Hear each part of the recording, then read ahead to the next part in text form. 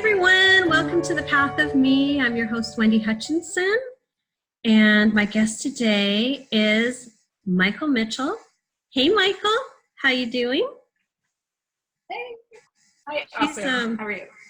Good. She's a master artisan, and she makes these incredible handcrafted books. And the name of her company is Iona Handcrafted Books. I met her at the Houston Art Festival, which was super fun. And of course I had to buy something. I kept kind of prowling around, and she probably thought I was a stalker. I kept going around her booth. She had so many cool things. You can see a lot of them behind her, but I want to show mine because I think it's so cool.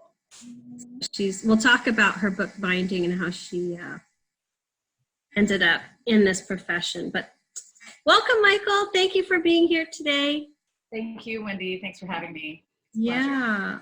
Are you from Texas originally?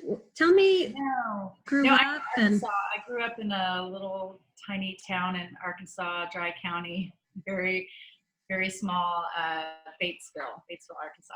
And I've been in Austin though for the last 20 years almost. Awesome.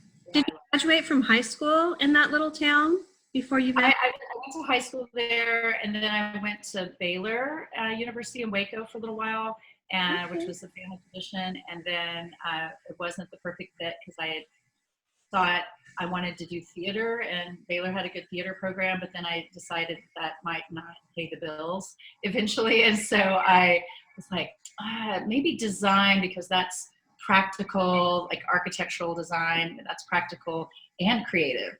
And so I started looking into that, but Baylor didn't have an architecture program. They just had kind of like a decorating program in the home ec department.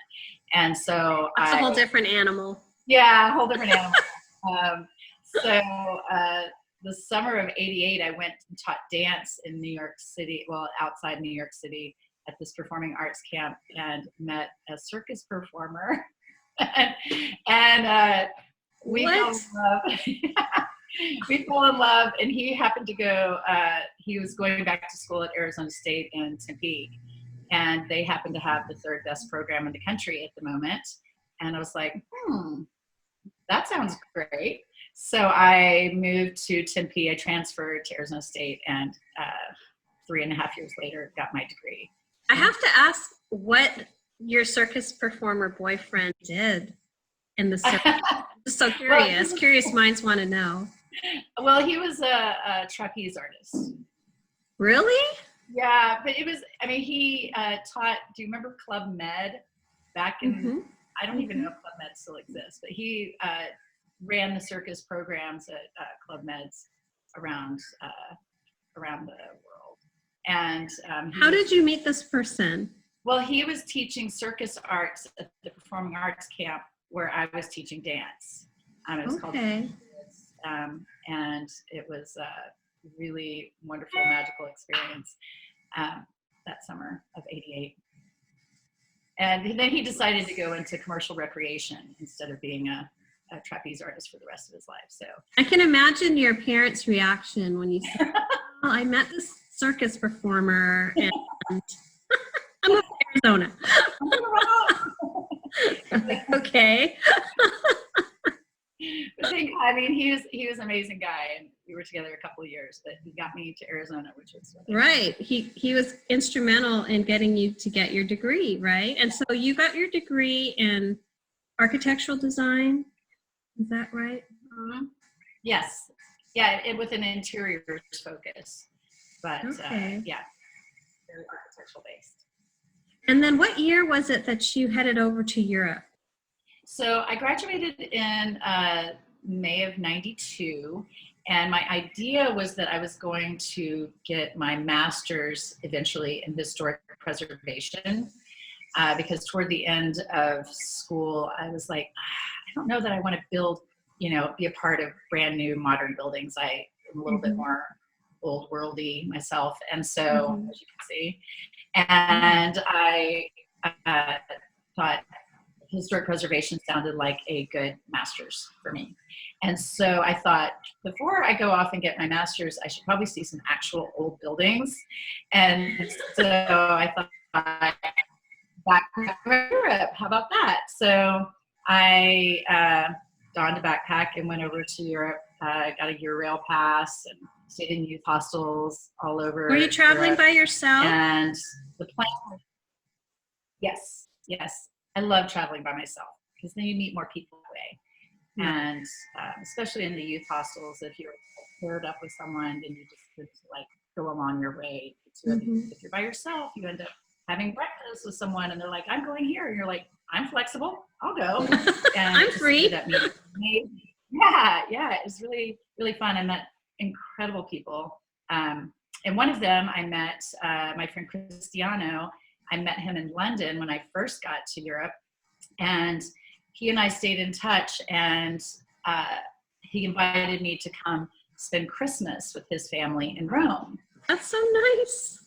It was really sweet. So he and his cousin had been traveling together, and I met them in the youth hostel, Earl's Court in London. And we, anyway, so he didn't speak a whole lot of English. I didn't speak a whole lot of Italian, but we just hit it off. We both loved Janis Joplin. We were playing Janis Joplin songs on the front porch of the youth hostel. And anyway, so 5 months into my trip, I ended up in London in Rome with his family for Christmas. And when I was leaving Rome, was heading to Venice, I was in the train station and Cristiano was with me, and I had my big backpack on that had all my clothing and everything in it. And then I had your little day pack that has your passport and your traveler's checks and your tickets home and your camera and your Walkman and all your valuables, basically. Yes, all your backpack that you like strap to the front of you, so nobody steals it. I'm getting money out of my little day pack to give it to a vendor to get a snack or something in the train station in Rome. And I set that backpack at my feet and was paying the guy. And a little gypsy kid like ran between me and the vendor and just scooped up my backpack and gone. Oh my God. My friend Cristiano flipped out because, he's my protector and my travel guide. And he like ran after the kid and didn't catch him. And so I was devastated. Just everything that was really important was in there. And I spent a long time in line at the police station in Germany, because apparently that's pretty common, and to get your backpack stolen or your bag or wallet or whatever. And but the thing that was the most upsetting to me, because I called my parents and they're like, our homeowner's insurance will cover you, you're still a kid, but how could I replace the journal that I'd been traveling for those 5 all those sketching all the old buildings. That had been my whole thing when I was there, was to be sketching all the old buildings. And so that was gone. And I was devastated, thinking, okay, they probably got some money for my camera and my Walkman. And that's how there's some things you can't replace. Right, your journal. And back then I also had everybody's snail mail address, right? Oh no. And so it was before Facebook and so lost touch with a lot of those people, sadly. And then I stayed in Rome a couple more days with Cristiano. Did your parents wire you money? Like, you didn't have a passport or documents? I had to go get a new passport, and I guess my parents wired me money. I guess that's what they did. It's hard for me to remember that part. The journal thing was like, I just pictured it in a dumpster somewhere, like. I know, that's the hard part. That meant nothing to the person who stole it, right? But it just meant everything to you. The hard part. So, So a couple days later, I was like, okay, march on. And I went to Venice, and truth be told, flirting with a very handsome street artist in Venice, and he was in the square, in one of the plazas, sketching and selling his artwork. And I was like, oh, woe is me. I haven't a journal. I sketch with you here in the plaza. And he was like, oh, you need a journal? I have a friend who makes journals, and he's right down the way. We're really good friends. I'll introduce you, so I bet he'll give you a deal. And I said, okay. So he takes me down this little alley, which is, I guess it's all little alleys in Venice, and introduced me to this gentleman, an older Italian gentleman, and his shop was filled with the smell of leather, and just like, oh my gosh, I mean, this is pre-internet, right? And pre-Amazon, and like, I was from Arkansas. Did you feel like you were coming home? I mean, something inside of you must have been triggered by that, knowing who you are now. There must have been something that was sparked when you walked into that shop. For sure. I mean, I had been really into Anaïs Nin when I was in college, and reading, her diaries and her fabulous life in France, and I just always imagined that those diaries had been written in something delicious and leathery, and I walked into this place and was like, oh my God, this is what I've always dreamt of. Like, this is the kind of journal, because the journal that I had been writing in was a journal that my roommate had given me for college graduation, and it was just like something from Barnes and Noble. And the spine was already breaking on it, and it had like an elastic band, and it was like all stretched out and falling apart, but it still meant a lot to me. But this was like, wow. This was a piece of art. Yes. Right. And the smell, the touch, everything's there. And so I showed a lot of enthusiasm, apparently. And so he took a liking to me. People always like it when you like their stuff, right? Of course. So he was like, oh, come in. And you're this beautiful American woman. That helped. Cool. That probably had something to do with it. Who knows? And the funny thing is that I in my mind picture him really old, and who knows, he could have been 40, but to my 24-year-old mind, he was like an old man, an old wise man.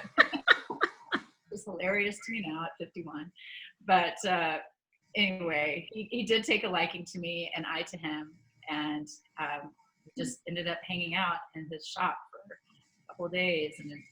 And it wasn't like he was saying, here's the knowledge, I'm passing on the knowledge to you. He was just like, hey, we were just like pointing at things and talking about things, and he just showed me how he did it. And I was just thinking, cool experience with old Italian dude.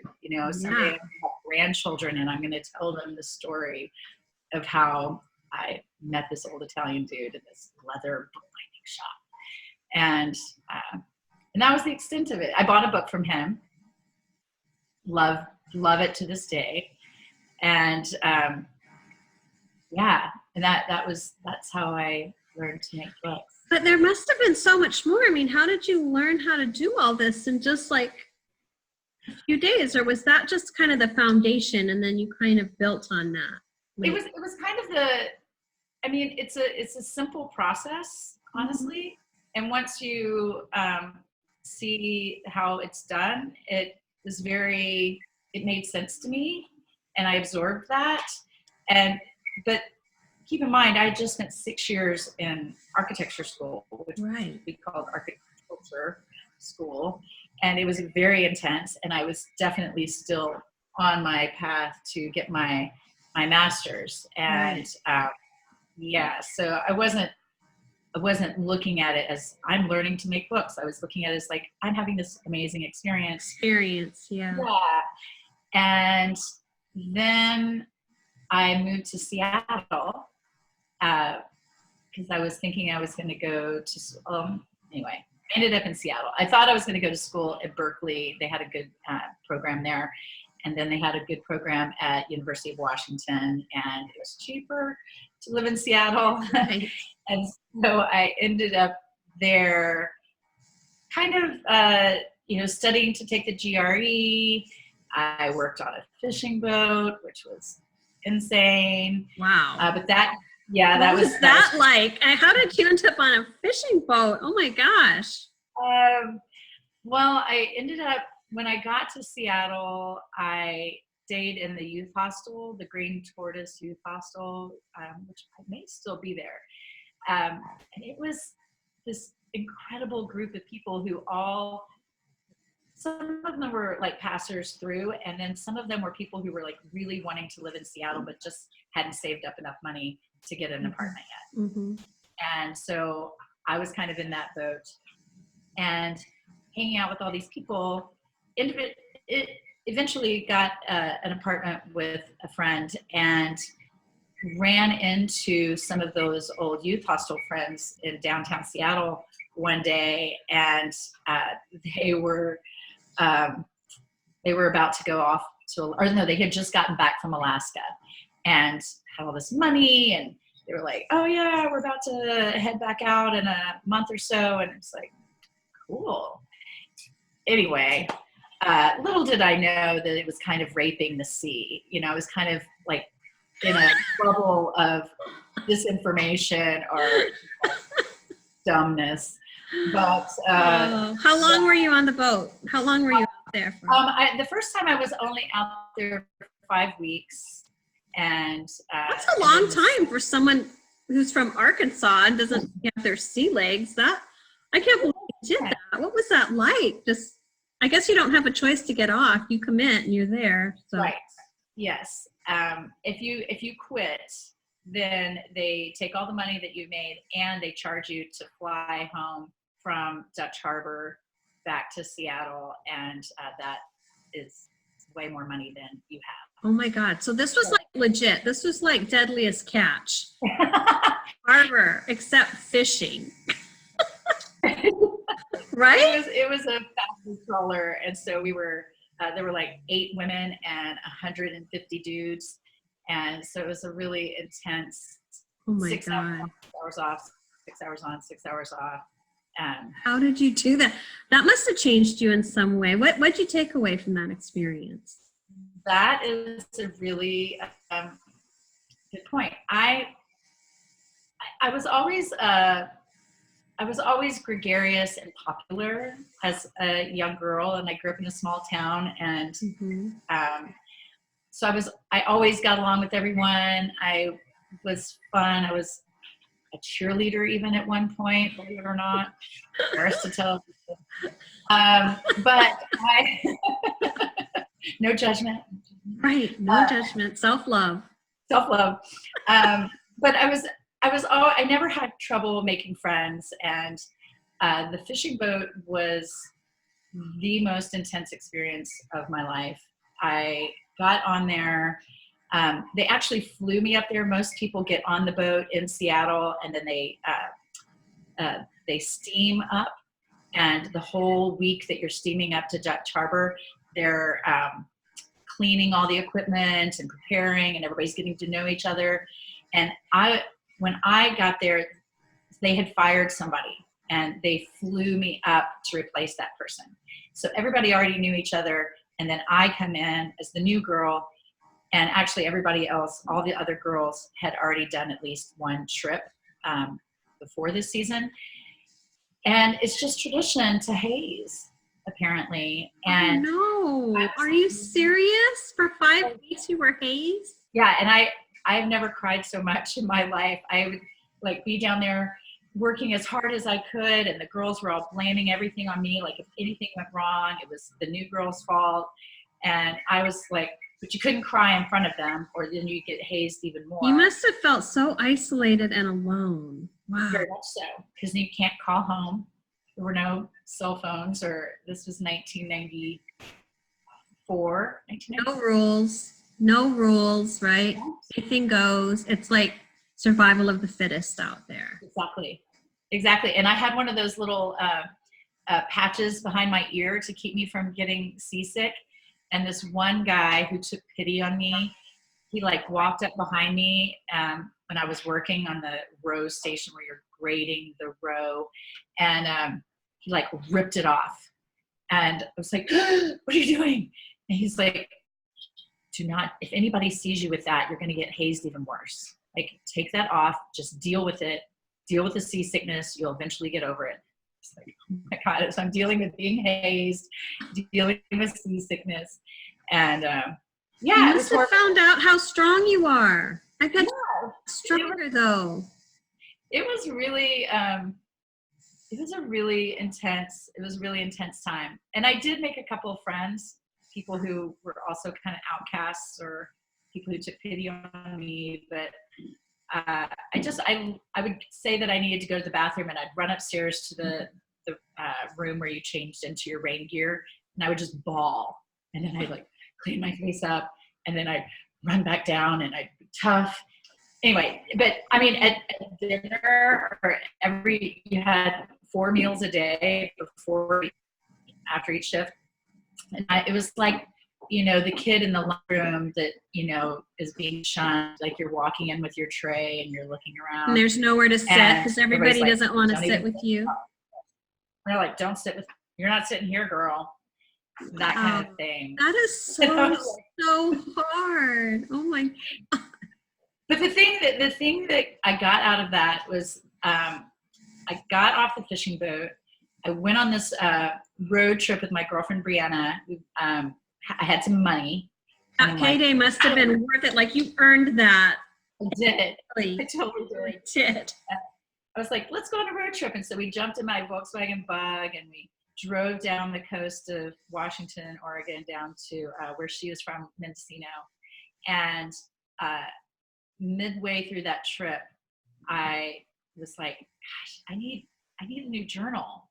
And I was like, I finished the one that I had bought from the guy in Italy, and I'd been kind of looking around and nobody was making anything like that. And I thought, I know how to make them. I guess I could make one for myself. And so I bought some scrap leather at this like shoe making place in Seattle.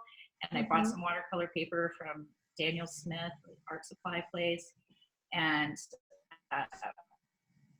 like got these stir sticks. I remember like when I was like marking the holes on the spine to make them all even, I like got these wooden stir sticks from the coffee shop and like wrapped them together because they were about the length of a 5x7 journal, and like made little marks. And I used those little stir sticks for a marker for the holes for probably the first year. Wow. But that first journal I made in a coffee shop in Portland in April of '94. And I carried that journal that whole little road trip that my friend Bree and I went on. But I was a broken person during that time because of that hazing. Yeah. And I was depressed and weird and lost self-confidence that I'd always had. And they broke you. I'm trying to think if I was probably May that I realized that there was another fishing trip that was starting in July. And I was like, I'm going to go back. Oh my God. And my friends were like, you're insane. And I was like, I can't live like this. Like they had like shifted something in me that I was like, I have to like go back and prove myself and tell them where to put it. And so I went back in July and did a 3-month trip. What? I know. Mychal, oh my God. Oh my God. That just tells me what you're made of. You are badass. Badass. I'm so impressed that you went back. Probably a lot of the same crew, right? Oh yeah, totally same crew.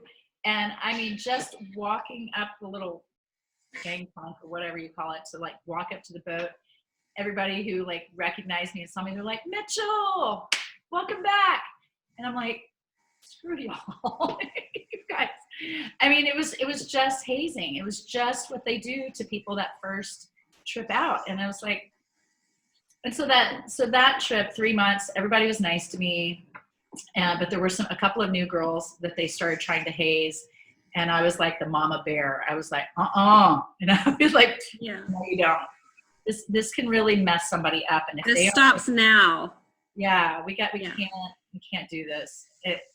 So, I mean, who knows? That was my last trip out, and maybe they started it all up again the next season. But that season, those girls were protected. You must have had a fat check after 3 months. I did, which is what allowed me. I mean, I kind of skipped over the part that I started making books for friends, and I sold a few books at this little art show and. San Diego, they had like a little street art show, and the owner of the coffee shop where we were hanging out, he saw me making a book for a friend.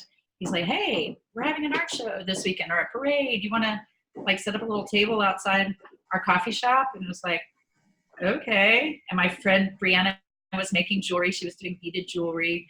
And so we like made this little table, and we put up a little poster that said art and soul. Or something, you know, a little bit cheesy like that, art and soul. and that was my first time to ever sell a book. And then I was like, this is cool. I can get espresso today instead of drip coffee. I can up my game. I'm leveling up, man. Bringing it. So that was the first time I really sold them. And then I went back on the fishing boat and had enough money to like chill for a while before, like, I was like, okay, I still need to study for the GRE. I am going to go to grad school. I'm not just going to be a hippie forever. But while I'm doing it, I'll make a few books and sell them at this market in Seattle, Fremont Market. And that's what gave me the space to not be stressed out about money for that first year. And by the time the money that I made on the fishing boat ran out, I was supporting myself selling the books at these little basically like a farm. That's so incredible. And you were just making them at home? Like you didn't have a workshop? Right. I had a futon bed on the floor in a studio apartment in Capitol Hill. And I had a cutting board, like a cutting board that you use in your kitchen. And it was maybe, you know, this big. And I would get scraps of leather and I would cut on the cutting board with my X-Acto knife. And it was laying on my futon. And I was like, oh my gosh. Yeah.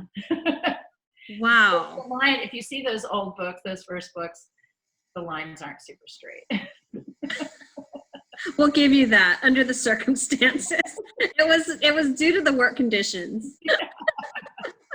Subpar, for sure. What inspired you to start seeking out architectural detail and incorporating that into your books? I want to show my book again because this is so cool.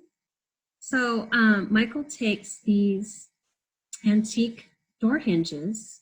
They're door hinges, right? Yeah, that was from the 1880s. And uses them to secure the book. So you can actually get the pin out and the book opens and you can put it back in. And then it has this beautiful detail spine work. It's just, I wish people could feel it through the lens because it is like butter. It is butter. And I have a different, this isn't leather. I used a different, is it bison or something? Oh yeah, yeah. That's a bison. Mine was bison. Bison leather, which is like so like you just want to like stroke it. I just want to hold it and forget about writing in it. But you also do these really cool padlocks. There's a book behind you that has these cool antique. Yeah, maybe you could show us one of those. You see it? Wow. Where do you get those? Those are cool. So the padlocks are actual antiques from India. That's a long story. This is a Henchman old ice box.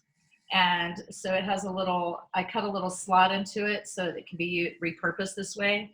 And then I match it up with these antique padlocks. The icebox hinges are probably anywhere from 100 to 120 years old. And then the padlocks are somewhere between 70 and 100 years old. What is so cool is that you're still able to find these materials. It is, and it's getting a little bit more difficult. The Amazing. door hinges. Oh no. Okay. It's all good. The door hinges are all from the 1880s, 1890s. Every once in a while, I find one that's from the 1920s, a little bit more Art Deco era. But that was a whole. As I was doing them the traditional way that the monks made these journals, which is the history. The history were too fragile or rare to take out of the libraries, and so the monks needed a book that was more durable, that they could carry on a daily basis, that they could walk into the library, hand copy scriptures or anything, and then walk out with it, and that they could carry it around and beat it up, and it was just going to get better and better. And so all the paper is stitched directly into the leather with the detail you were talking about on the spine. This is the stitching. This is how the paper is attached. There's no glue. This glue tends to break down over the years and make your pages fall out. So I better make sure I put some good content in my journal because it's going to be around for a long time. that's the idea. I mean, I would not want to do this if it was something that was going to end up in a landfill. That's just not what I want. I want these to be something that you're passing down to great grandchildren. You know? Yeah. I'm Now, not- you make your own paper too, right? No, actually, I have it custom made for me. Okay. That is a whole other ball game. That when I first started making the books, I was like, oh, I made paper in college, in art classes, and I could do this. And then once you realize that it's going to take 5 or 6 sheets that are 22 inches by 30 inches for every single book, then that's a lot of pages. And then if you want to be able to write on them with a fountain pen or a calligraphy pen or draw with a pencil and get nice shading, that making that paper consistent and perfect and not decorative and with little leaves and stems and flowers in it, that it gets really boring really fast to make that much paper. So how did you find the paper supplier? I have worked with a gentleman in New York that has been in the paper business since the 60s. And he, I believe the 60s, maybe 70s, he'll kill me if he hears this and says, I'm not quite that old, Michael. But he's amazing. And he sources paper from all over the world, and he's very ethical. And there was one paper that I really loved that I had found at a paper supply place in Seattle. And I was like, oh, this one paper, I love it so much, for the end sheets. And he said, oh, we used to carry that, but I won't use that anymore because I did surprise visits on some of the paper making facilities. And he's like, and they're not treating their people ethically, or there's too many. So you had to really go stand on your principles and say, I'm not going to use that. And it was gorgeous. It was gorgeous paper, but yeah, I don't use it. So when did you start? I didn't mean to cut you off. Go ahead. No, I was just going to say, so he has villages that he is in contact with in India that make paper, and they custom make this paper specifically for me. I have one that's cotton watercolor paper that's all cotton, recycled cotton fabrics. And it's a whole system that has been around since the days of Gandhi, where one village makes fabrics, another village makes garments from those fabrics, and then there's another village that takes the scraps from the garment making village and makes it into paper. And so that's like incredible. It's really nice. And the paper that they make for me, when I first started working with them, they sent me a couple of batches of 4,000 giant sheets of paper, and then I would put my pen on it and it would bleed, and I'm like, you've got to take all that paper back and send me. And they didn't like that. So now they make it perfectly. It doesn't bleed. You've dialed it in. Yeah, it's really cool. How'd you end up back in Austin? What brought you back to Austin after all these? Well, my sister also went to Baylor, and she stayed in Texas. And when she got pregnant with her first child, my niece was born in '99, and I was up in. We had migrated from Seattle to Portland at that point. And my business partner at the time, I took on a boyfriend, business, and because I just couldn't keep up with the demand anymore. And he was really fast and tearing, and he was really into it. And so I took Eddie on, and he did not like the cold in Portland. And he had grown up in Washington State, and was like, "We got to go someplace hot." And I said, "I don't know." And he was like, and then when my sister got pregnant, he was like, "Why don't we move to Dallas?" And I was like, "No, I don't think that after Portland, I didn't think that was going to be a good fit for him." No. I said, "I think you'll fit in better in Austin." And he's like, "Okay, let's go check out Austin." So he came and checked out Austin, and one of his requirements is that they had good Vietnamese food. And we ate Vietnamese food the first day, and he's like, "Done, let's move here." Sold. So here we are. Oh my gosh. He hasn't been working with me for the last 10 years. He got married and had twins and moved back to Oregon. It's too busy. Yeah. Yeah. Oh my gosh. Wow. So you've been in Austin for a while. Yeah, and my niece has now grown and gone off to college in Arkansas. So it's like everything went full circle. Right?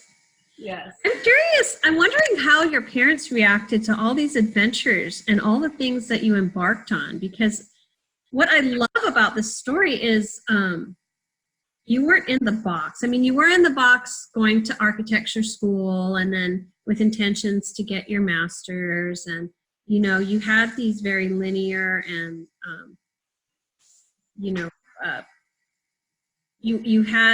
you were fitting in the box. That's what I can come up with. And I know that's like the parent's dream, is when the kid actually trends and stays on path and on track and follows what their view of success looks like. So I'm just curious how your parents reacted to you working on a fishing boat and taking these road trips and going to Europe and getting things stolen. Like, were they just like, "Wow, okay," were they supportive? Like, what's it been like for you? It's really interesting because just having the name Mychal, people always assume that I had really, avant-garde parents or something. To be named Mychal in the 60s was very unusual. And my dad used to always play a boy named Sue and say, "It's going to give you character," and I think that I was really into theater and creative writing in high school. And so I think both my parents kind of knew that I was more the artsy person, but I also made straight A's and graduated, in the top 10% of my class. Right. And so I think that my dad kind of imagined me being more of an actress, and my mother imagined me being more of a writer. And they always just let me be me. And they did it. Yeah, it was really sweet. And they also paid for my college. I didn't have to get any student loans. I did have to work to buy anything for myself, food and stuff. But they really supported me. And my grandmother also, my Nini, paid for a lot. And so I was really blessed in that way. I was definitely supported.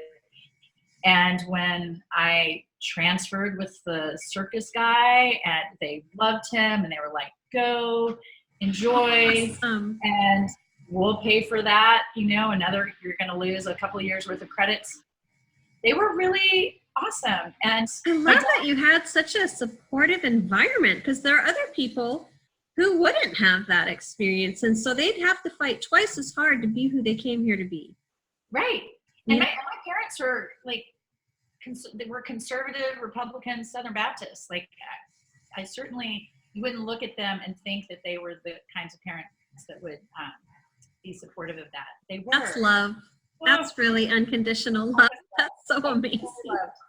And so I think that as long as I didn't come begging for money after spending 6 years in college, they were like, "Okay, if you can survive and be happy on the amount of money you're making your little books, then all right." And, I lived very meager existence when I was in Seattle, And like I said, would get really excited if I, made a few sales on the weekend and I could eat, pad thai for dinner one night. Get an Americano. It's all right. It's all about I don't know, perspective, gratitude, evolution, right? Mm-hmm. Yeah. And it just every year it would just grow just a little bit. And so I feel really, really grateful. When did you start doing these shows? Because I met you here in Houston at our art festival. The Bayou City Art And Festival. traveling the country and doing all these shows. I started doing the shows like outside of Seattle, outside of doing the little farmers market type art markets. Probably a couple of years in, because I started meeting people who were like leaving town and doing shows, and we started off in my Volkswagen Bug and trying to fit the booth and the display. No way. There's no way. And they were stuffing stuff in the boot, which is in the front. And it was crazy. But every couple of years, I'd get a slightly larger car. Then we got a Subaru wagon and would strap stuff to the top. And eventually ended up getting a van. And now I have one of those Sprinter type vans that's 9 feet tall. And drive all over the country. It's fun. I get to see other parts of the country when it's hot as heck in Texas. Yes. I'm in Portland. Lucky girl. Yep. Awesome. Works out really nicely. It does. Yeah. That's a lot of work though, hauling all that inventory, setting up, breaking down, and then, the actual drive time and travel. I know. You don't even need to work out. That's your workout. Yeah, I haven't had to join a gym in a few years. Yeah. How many shows do you do a year? About 12 to 15, depending.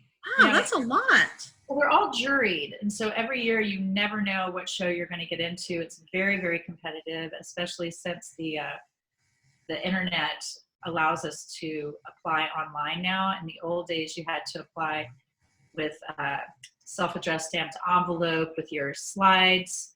And they all had to be marked a certain way in the corner. And you would send the slides in, fill out a paper application. It's like punch a couple and you've applied to that show, pay your application fee. So they're expensive and they are so competitive that every year I get into different shows or I get rejected from a show that I had gotten into last year, and you're like, oh, okay, but this year I got into this show, which I've never gotten into, and yay. And so constantly meeting new people, and it's kind of like a little community on the road. I get to have a whole second set of friends. I have my friends in Austin, and I have my friends on the road. And we all go out to dinner after the show every night. Nice. And they get me, and they get the stress of running a business and being away from home all the time. And then also, how do you create when you're traveling? Because it's so exhausting. You're in the booth all day. You're, selling, and then you have this inventory that you have to maintain. How do you juggle all that? Yes. I have 2 full-time assistants here in Austin who are amazing, that are over here right now making books as we speak. And they're awesome. They are, one of them is cutting leather, and then the other one is tearing paper. And then when I get back, they have done a lot of the stitching. And because I stitched with these wrists for a good 20 years and started having a little issue with tunnel or something. And so they stitch, and that's about the time that I felt like I couldn't stitch as much anymore, is when I started doing the hardware and embellishing them more. And so that gave me another artistic outlet. I was like, I've stitched multi thousands of books now, and I need to do something new that's my own thing. And that's when I started doing the padlocks and the door hinges and sourcing them. So I do a lot of stopping at architectural salvage places along the way. And so that's part of my work, is start, driving from show A to show B and doing that. And then also I get back and I do a lot of sanding, and I pull a lot of late nights at the studio. I'm serious. I was so, You probably thought I was a stalker. It's like there was something about you and something about your books, and I just wanted to just stay there like all day and just like touch them. I don't know what it was. That's what I love about it. That's why I do it, because I feel like people connect with books, especially now. I mean, when I started doing it in '94, people thought they were great. You know, another book, awesome, that's so cool. And the kids are at my booth going, "Okay, Mom, can we go now?"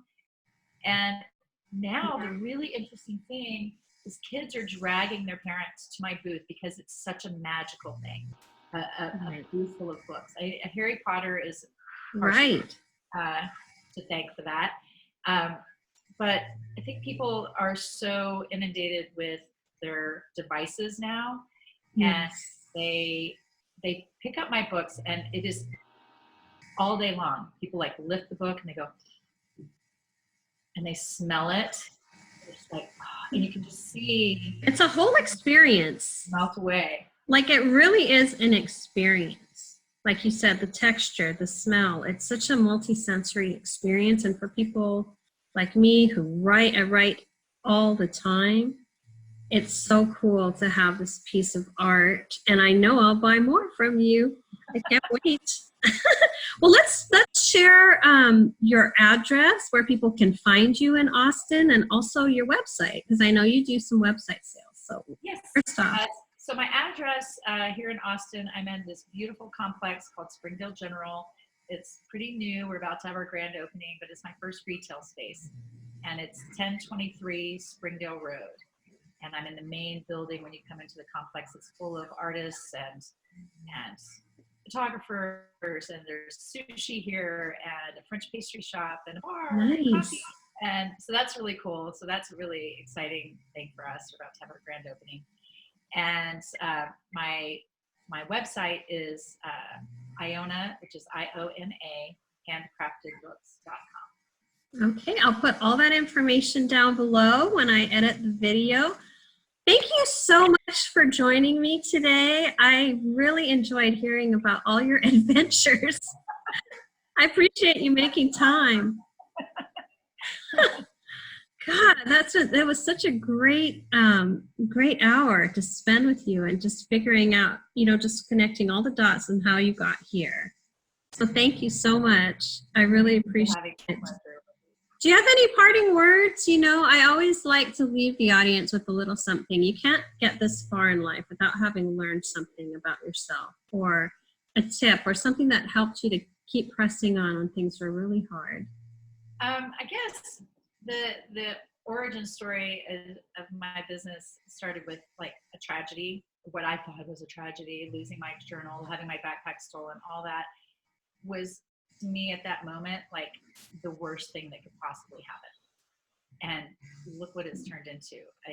I've been in business for 25 years now and living my dream life. And so it has taught me that whenever anything really bad happens, I'm just like, I wonder what this is. It's like my old business partner, Eddie, and I, we were really into Ganesh, and we'd always say he's the remover of obstacles, but sometimes he put an obstacle in your path basically to remove the obstacle behind it, so sometimes something seems like an obstacle, but it's pushing you. It's more like a redirection. It's just kind of like, it just kind of redirects you. Exactly. Right. Exactly. Guides you where you're just right into that sweet spot where you're meant to be. So it's really, a lot of it's about perspective. Yeah. Exactly. Don't lose hope. Yes. Everything is possible. Look at you now. You have all these beautiful photo books, journal books. Yeah. I don't know. I can't wait to come and touch all of that stuff again. I'm going to find you. I know, I'm only a few hours. I'm not even 3 hours away. I can drive up there and check it out. I'm definitely going to do it at some point.